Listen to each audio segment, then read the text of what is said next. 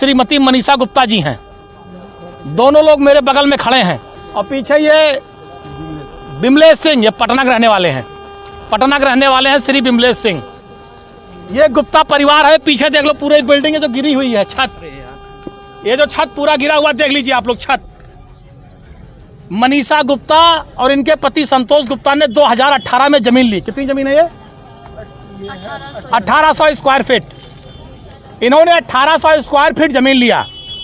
जमीन लेने के बाद उस जमीन का दाखिल खारिज कराया। दाखिल खारिज अयोध्या के अधिकारियों द्वारा तहसील में किया गया। उसके बाद इन्होंने बैंक का लोन लिया।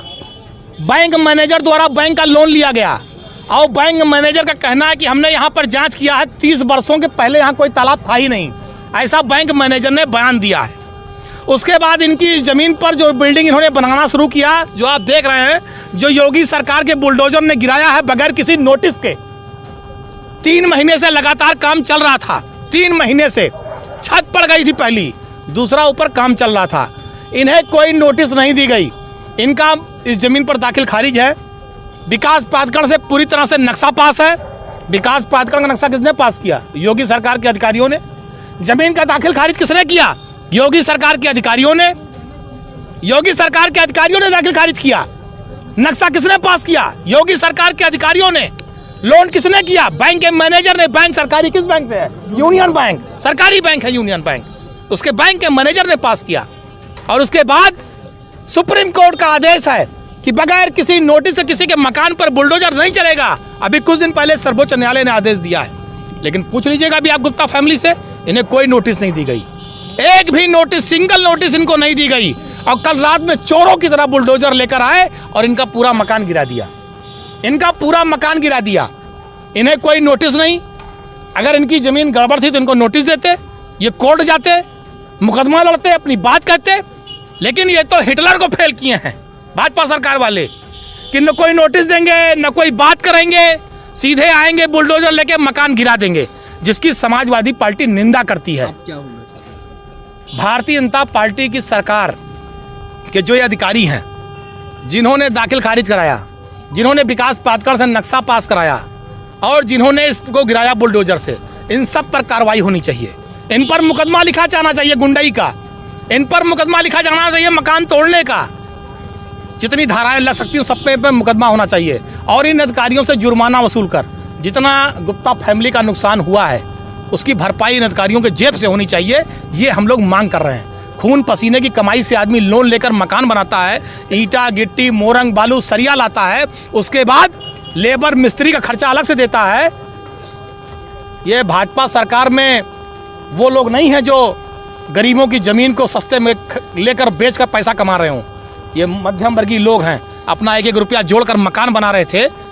लोग टूट जाते हैं घर बनाने में और तुम तरस नहीं खाते बुलडोजर चलाने में। योगी सरकार ने गरीबों पर, मकानों पर बुलडोजर चलाया। और ये बिमलेश सिंह पटना से आए हैं, करोड़ों की ज़मीन लिए हैं। इनका भी न कोई नोटिस, न कोई बयान, न कोई पर्चा, सीधे बुलडोजर। तो ये जो बुलडोजर की कार्रवाई है ये गलत है। तालाब पहले से अंकित है, इसलिए अंकित है। अगर अंकित था तो रजिस्ट्री कैसे हुई? दाखिल खारिज कैसे हुआ? तालाब पर विकास प्राधिकरण नक्शा कैसे पास किया? इन अधिकारियों को बर्खास्त करा जाना चाहिए। जिन अधिकारियों ने, भाई जब इनकी जमीन की दाखिल खारिज हो गई तो यानी जमीन सही है। अगर विकास प्राधिकरण का अधिकारी नक्शा पास कर रहा है इसका मतलब जमीन सही है। अगर बैंक उस जमीन पर लोन दे रहा है इसका मतलब जमीन सही है। इनके पास 3 प्रमाण पत्र हैं सही होने के। इन सारे अधिकारी अगर ये गलत हैं तो सबसे पहले उत्तर प्रदेश के मुख्यमंत्री को चाहिए। तो आपने सुना इस पर क्या कुछ कह रहे थे समाजवादी पार्टी के नेता, जो खुद मौके पर पहुंचकर पीड़ित परिवार से मुलाकात करते हैं।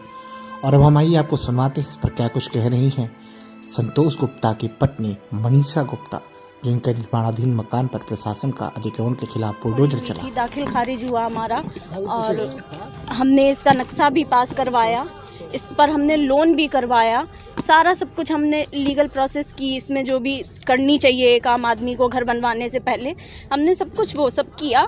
और अब जो हमारा बनने लगा, लेंटर हमारा पड़ गया तो आगे बोल दिए कि यहाँ पर तालाब था। 3 महीने से बन रहा था, तब किसी ने नहीं कहा कि यहाँ पे आपका इलीगल वर्क हो रहा है। अगर इलीगल था तो हमारे ये पेपर्स क्यों हमारे अप्रूव हुए, क्यों हमारे पास हुए सारी चीज़ें। और अब जब हमारा बन गया, हमने अपनी सारी जीवन की कमाई लगा दी, तो आके हमारा गिरा दिया गया और हमें नोटिस भी नहीं दिया। कल एसडीएम सर आए थे, विकास दुबे थे, उनसे कहा, बहुत कहा कि सर हमको टाइम दे दीजिए थोड़ा सा, हमारे पास पेपर्स हैं। बोले नहीं, ये तो तालाब की जमीन है, हम 1 मिनट नहीं देंगे। और बस उन्होंने कोई बात नहीं सुनी, बस सीधे गिरवा दिया इसको। तो हम हाई कोर्ट में जाएंगे, हमारे पास जब सारे लीगल पेपर्स हैं तो हम किसी से डरेंगे नहीं, किसी से पीछे नहीं हटेंगे। हम हाई कोर्ट में जाएंगे और हमें इंसाफ चाहिए। हम योगी जी से, मोदी जी से यही।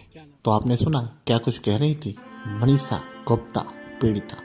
इस सब कुछ कार्रवाई पर आपको क्या कुछ कहना है, आप हमें अपनी राय कमेंट सेक्शन में जरूर कमेंट करके बताएं।